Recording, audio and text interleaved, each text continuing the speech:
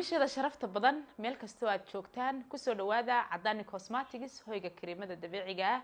maanta waxaan idin haynaa alaab cajiib ah isla markaasna loogu talagalay caloosha ama badhaxda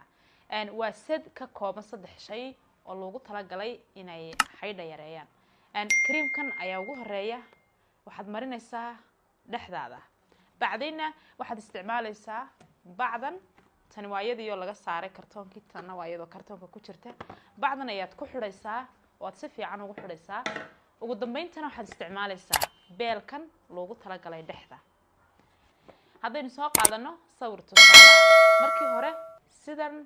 ayuu ahaa laakiin markii dambe ee aad isticmaashay alaabta loogu talagalay xaydha caloosha sidan ayuu noqday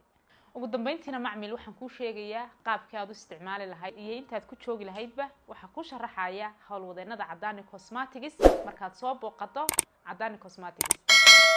amaba lambarada shaashada kaaga muuqda ee qaybta daryeelka macaamiisha ayaad si toos ah ula soo xiriiri doontaa waad mahadsantahay macmiil